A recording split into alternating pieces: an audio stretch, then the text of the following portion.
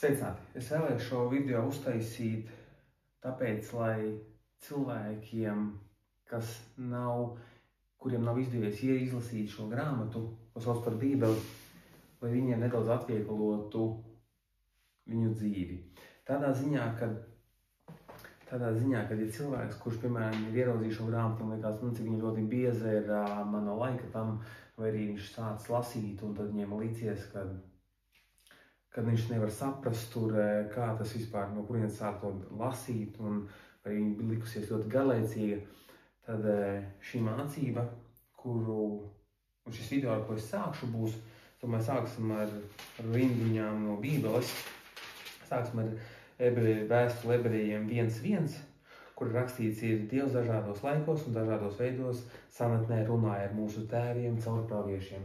Šeit jau ir parādīts to, ka Bībelē ir kaut kādi sadalījumi, nodalījumi, kur Dievs cilvēkiem runā dažādākos veidos. Kā arī es vēlos pieminēt to, ka visa Bībele ir par mums visiem, bet ne visa ir priekš mums, jo ir šie nodalījumi, un vēlētos kā vienu nodalījumu piemēru var dot vēstuli Jēkabam 1:1, kur ir teikts Jēkabs, Dieva un Kunga Jēzus Kristus kalps, 12 ciltīm, kas ir izkaisītas plašumā, sveicināts.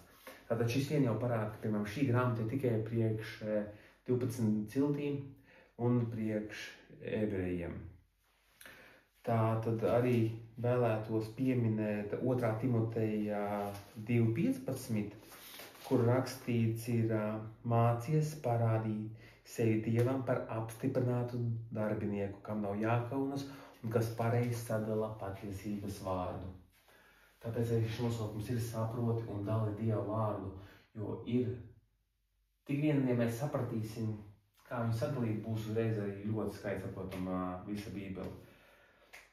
Tātad pirmo nodalījumu, ko mēs varētu sākt, mēs varētu sākt lielāko nodalījumu, kas būtu krusts, Jēzus Kristus nāve. Jēzus Kristus nāve, un ļoti svarīgs aspekts ir asins šajā visā. Jo asins, ticība asinīm ir tas, kas mums dara mūs pilnīgus. Mūsu ticībā, un mēs iegūstam mūsu svēto garu, tas mūs glābi. Tātad mazāk, nedaudz dziļāk par to, kā nodalās šis, kāpēc tieši šeit ir tas nodalījums. Tur mēs varam paņemt rindiņas arī no no vēstules Ebrejiem 9:15, 17, kur rakstīts ir, tāpēc viņš ir jaunās derības starpnieks, lai notiekot nāvei pār pirmās derības pārkāpumu izpirkšanu, tie, kas ir aicināti saņemt apsolīto mūžīgo mantojumu. Jo kas ir testaments, tur nepieciešams jābūt tā, kas to atstājis nāvei. Jo testaments stājas spēkā tikai pēc nāves, kamēr testētājs ir dzīvs, tas nav spēkā. Tātad šīs ir tas punkts, kur ir vecais testaments un jaunais testaments. Tātad vecā derība, jaunā derība. Šajā grāmatu kopā to var cilvēks domā, saka, tā ir viena grāmata, ko tā arī var uztvert, bet šajā vienā grāmatā īstenībā iekšā ir 66 grāmatas.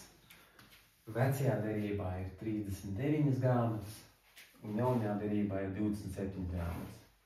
Bez šīm grāmatām ir vēl 7 grāmatas, kas kopā veido 73, kas ir katoļu pilnā doktorīna. Bet tas, kā es to esmu mācījies un mācīšu, ir tikai 66 grāmatas to atšķirību. Tur mēs uztaisīsim citu video un parādīsim, kur ir tā atšķirība. Bet šodien pievērsīsimies Bībeles sadalījumam kā tādam, kas, lai cik grāmatas arī būtu, šis sadalījums nemainās. Tātad sāksim ar pašu sākumu. Es esmu sagatavojis, lai ātrāk iet uz priekšu. Esmu sagatavojis priekš jums arī savu veidu laikmeti, kuros laikos Dievs ir runājis ar cilvēkiem uz zemes. Tātad pirmais ir nevainības, tad otrais ir bijis sirdsapziņas, trešais ir cilvēku valdīšanas, ceturtais ir apsolījuma, ceturtais likuma, sastais žēlstības un septītais tūkstošu gādais. Tātad sāksim ar pašu sākumu ļoti ātri, pēc neiedzinoties pārāk, tikai nedaudz. Sāksim ar pašu sākumu, jau ka visi esam dzirdējuši. Un vēl vienu piemetināsim punktu, lai jums vieglāk ir šajā visam sekot līdzi un saprast, kas ir kas. Šis krusts ir kalendārā atskaites punkts, no kā ir mūsu 0. gads. Šis ir 0. gads. Jo mēs šobrīd dzīvojam 2025. gadā, un jūs saprotat, ka mūsu pašu kalendārs ir veidots pēc visas šīs ideoloģijas un visas šīs grāmatas un pēc Jēzus Kristus, pēc Dieva. Un domāju, ka jūs saprotat, un jūs skatāties šo video, tad jūs arī tam ticat.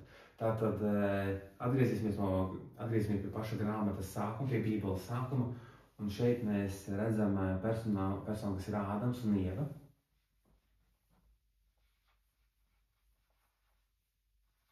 Tātad Ādams dzīvojas nevainības laikmetā, tā to sauksim tos par laikmetiem, un šajā laika periodā Ādams, viņiem ir bijis tikai viens noteikums, Ādamam.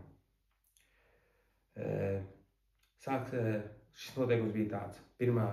Sāksim ar 1. Mūzus 2.16-17, un Dievs tas kungs pavēlēja cilvēkam sacīdams: no ikviena dārza koka tev būs ēst pēc patikas, bet no labā un ļaunā atzīšanas koka tev nebūs ēst, jo tanī dienā, kad tu ēdīsi no tā, tu mirdams mirsi.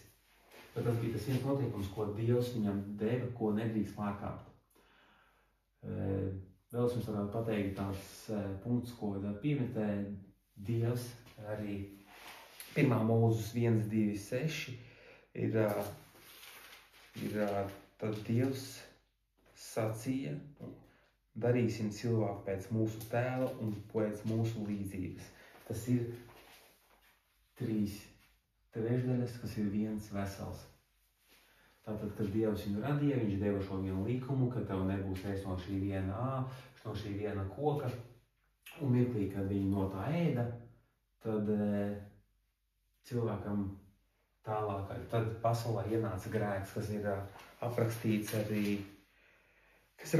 Romiešu 5.12, tādēļ kā caur vienu cilvēku grēks ienāca pasaulē, un caur grēku nāve, tā arī nāve ir nākusi pie visiem cilvēkiem, jo visi cilvēki ir grēkojuši.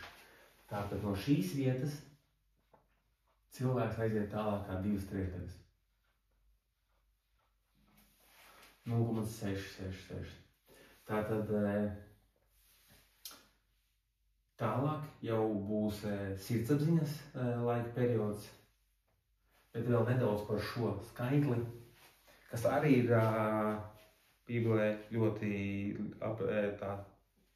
skaidri uzrakstīts, kad atklāsmes grāmatā 13, 16, 18, kuri stāsta par to, par šo skaitli. Varbūt jūs, protams, uzreiz teiksiet, tas jau izlasīsim no sākuma, tad tam pakomentēsim. Tātad šajās līnijās rakstīts: šeit ir gudrība, lai tas, kam ir saprašana, izskaidro zvēra skaitli, jo tas ir cilvēka skaitlis, un ja skaitlis ir 666. Jā, jūs teiksiet, tas ir 0,666, bet kā jūs redzat, kad cilvēks bija vesels, viņam bija visas 3 daļas, tad viņš bija Dieva līdzībā. Tiklīdz viņš pazaudēja šo vienu daļu, viņš iegūst 0,66, ko tu arī gribēt neredzēt vai teikt, tas tā nav pēc rakstiem, pēc tās interpretācijas. Bet tas būs pēc tam vēlāk, ko es vienkārši gribēju piemetāt. Turpināsim tad tieši ar laikmetiem, laika periodiem. Tātad nākamais ir sirdsapziņas laika periods, kurā ir ļoti pazīstams personāžs Noās. Nolāsam mēs varētu jums iedot sirsnīgi laikmetā vienu rindiņu, kas ir pirmā Mūzus grāmatas 9.11, kur ir rakstīts: un es celšu savu derību ar jums, ka vairs netiks izdaldēts neviena miesa ar plūdu ūdeņiem, un vairs nebūs plūdu, kas iznīcinātu zemi. Un Dievs sacīja: šī ir zeme, šī ir zīme derībai, ko es dodu starp mani un jums, un katru dzīvo būtni, kas ir ar jums uz visām paudzēm. Tātad, un 13. vēl var papildināt: es esmu nolūcis savu varamīgs mākoņos, un tā būs par zīmi derībai starp mani un zemi. Tātad vienmēr, kad mēs redzam debesīs varavīksni, tad tas ir bijis no Dieva derība šajā laika periodā. Tātad nolās laika periodam beidzoties, bija lielīgi plūdi, un tad nāca nākamais periods, kas ir cilvēka valdīšanas laiks. Šajā cilvēka valdīšanas laikā cilvēki no visām pasaules malām sāka nākt kopā un saitās ļoti spēcīgi, un saitās tik spēcīgi, ka domāja, ka var būt spēcīgāki par Dievu, un izdomāja, ka cels Bābeles torni līdz pašām debesīm un cels savu vārdu augstu. Par šo periodu mēs varētu nolasīt no rindiņām no 1. Mūzes 11.4, kur rakstīts: un tie sacīja: nāciet, uzcelsim sev pilsētu un torni, kurā virsotne sniedzas debesīs, un darīsim sev vārdu, lai mēs netiktu izdaldēti pār visu zemi. Un nedaudz tālāk, 1. Mūzes 11.9, tādēļ tās vārds tika nosaukts par Bābeli, jo tur tas kungs sajauca visas zemes valodas un izklīdināja tos pa zemes virsu. Tātad šī ir tā vieta, no kurienes pasaulē ir daudz valodas. Un šis periods, kā jūs redzat, tā loģika visur ir viena tā pati. Tā kā Dievs uzticās kaut kādam izvēlētam savam cilvēku kopumam, un viņi novērš no cilvēka, no Dieva, viņam neklausot, un tad vienmēr Dievs sāk jaunu laika periodu. Tātad pēc šī, kas bija cilvēku valdīšanas perioda, nākamais bija apsolījuma periods, kur nākamā persona, kas varbūt iespējams ļoti zināma, ir Ābrahams. Tātad Ābrahams ir visu trīs lielāko reliģiju tēvs, kas ir musulmaņi, ebreji un kristieši. Ābrahamam bija dēls Īzaks, un Īzakam bija dēls Jākobs. Tātad Jākobs ir ebrejs, ar kuru, kad Dievs cīnījās, viņš pārsauca ebreju par Izraēlu. No tā laika ir, kā mēs zinām, ir Izraēla, un šī ir tā vieta, no kurienes tas viss sākās.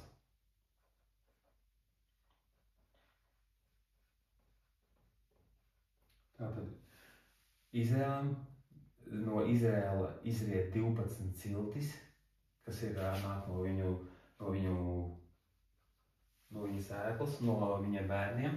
Tātad šī ir tā vieta, kur ebreju tautā parādās.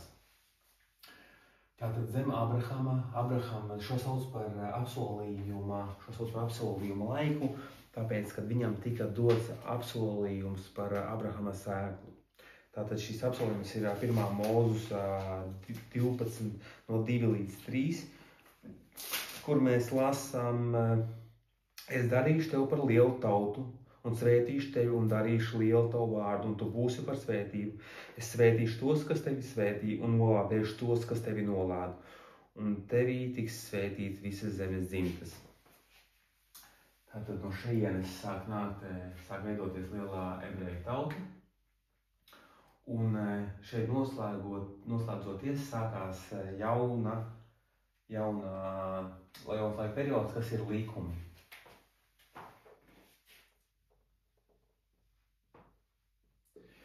Šī divas nedaudz lielāks, tāpēc, ka šis ir tas aktuālākais šobrīd, par ko starp visām lielākajām kristiešu konfesijām ir, tā teikt, domstarpības un tas, kur viņi cenšas saprast, kur viņiem sevi likt apakšā, kurā laikā viņi ir. Jo priekš ebreji visu laiku gaida, kad atnāks viņu Mesaja. Un Mesaja ir viņu apsolītais. Tas, ko viņiem parītojums liek soli, ka viņiem atnāks tas viens iegadājs, kas valdīs par pasauli un iestāsies miers. Un viņi tā kā noliedz Jēzus Kristu, ka tas bija viņu Mesaja, joprojām nav atnācis, un tāpēc daudz konfesijas joprojām dzīvo zem likuma apakšā.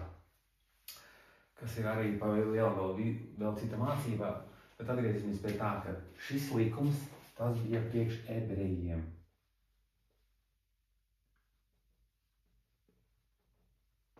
Šis ir priekš ebrejiem. Šie likumi, tie ir tikai, lai tu izpildītu savus likumus, kurus Dievs iedeva Mūzum. Mūzes ir personā, kur Sinai kalnā Dievs ar viņu tikās, iedeva pirmos 10 baušļus, ko viņš rakstīja uz akmens plātnēm.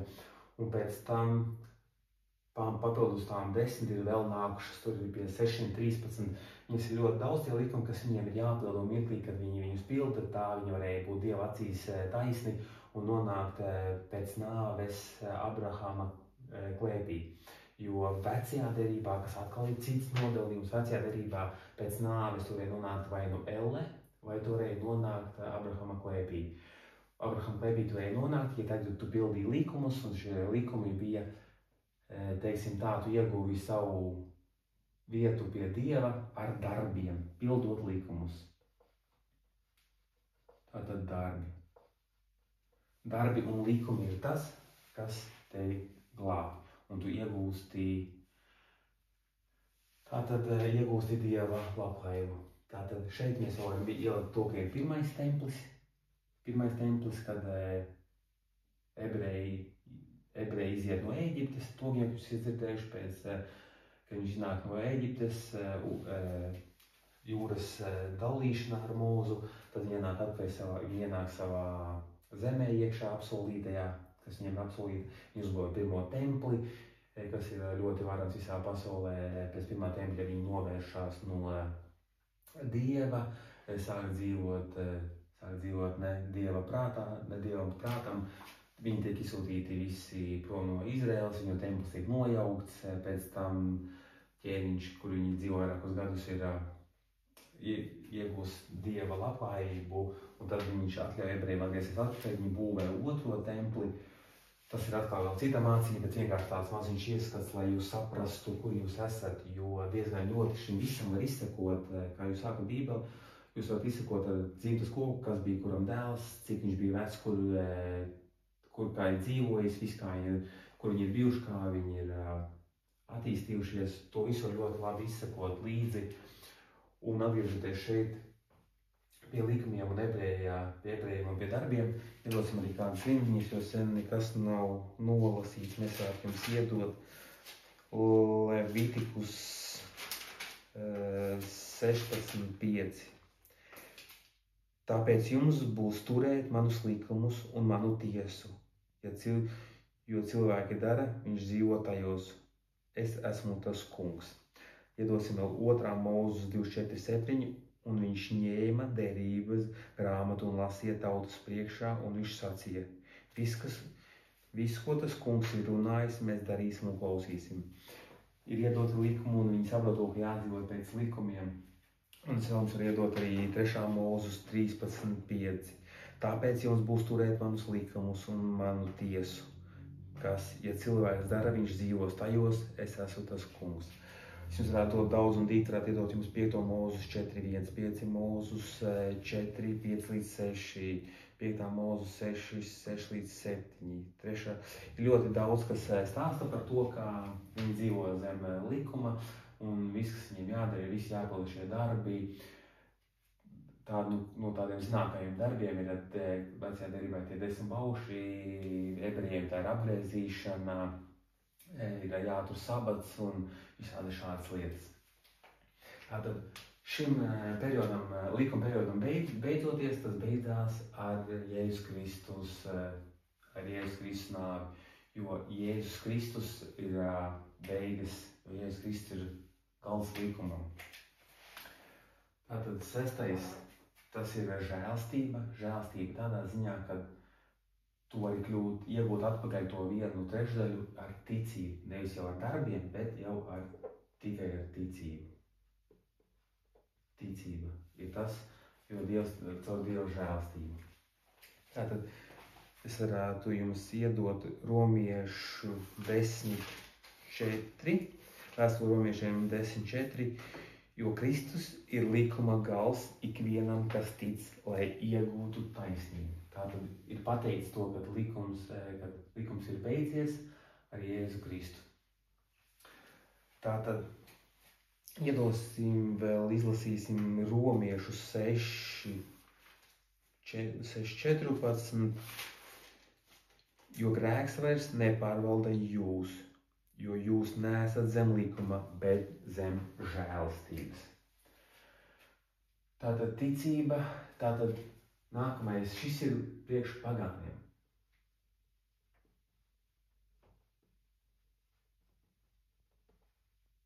Tas, ko mums ir vajadzētu saprast, to, ka Dievs visu laiku ir centies atrast veidu, kā iegūt un iemācīt un parādīt cilvēkiem.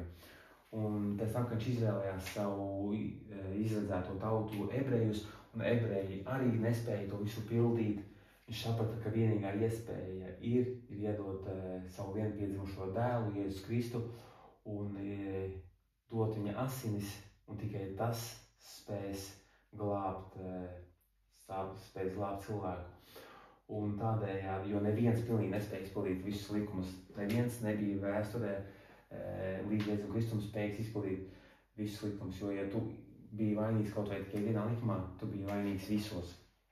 Tad Jēzus Kristus ir pirmais, kurš ir jērs bez traipiem, tāpēc viņa asinis ir tās, kuras dodot, tas ir, kurām ticot, mēs savus grēkus viņš mums piedod. Un vecajā derībā visus grēkus zem likuma varēja tikai tīrīt ar dzīvnieku asinīm, ejot un upurējot asinis, dzīvnieku asinis. Tas viss notika tempļos, un pirms tam arī tas notika arī pirms tam. Tātad šis te viss, es domāju, par šo ir jāuztais vēl viens video, jo šeit ir ļoti daudz nodalījumu, piemēram, kā no ebrejiem gāja uz pagāniem, kā no Pētera, iet uz Pāvelu. Tātad ir pasaulē ļoti liela konfesija, kas uzskata, ka Pēters ir tas, uz kā ir jābalsta viss savas zināšanas, bet Pāvels ir tas, no kura jaunajā derībā 2/3 grāmatas ir sarakstījis Pāvels un Pēters. Par Pēterim Dievs saka, paimalā sātam. Un tātad šodien mēs vajadzētu uztaisīt kādu citu lekciju vai video, kā teikt, jāsaka. Tad iedosim vēl vienu rindiņu no Galietiešiem 2:16 par šo laiku periodu. Tātad, bet zināmi, ka cilvēks netiek taisnots ar bauslības darbiem, bet caur ticību uz Jēzu Kristu, arī mēs esam ticējuši uz Jēzu Kristu, lai tiktu taisnoti ticībā uz Kristu, nevis ar bauslības darbiem. Jo bauslības darbiem pēc bauslības darbiem netiks taisnots neviens miesas cilvēks. Tātad, ja vien tu lasi to visu un saproti, tad viss liekas ļoti viegli saprotams.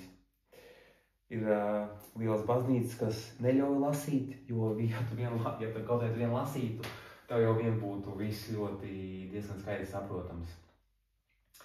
Tāpēc, un par tālākiem laika periodiem, kas vēl tikai nāks, ir arī grāmatas, kas atstāsta par to, kas vēl tikai notiks, kas arī ir kāpēc to grāmatu vajag izlasīt, lai saprastu, kas turpinājumā.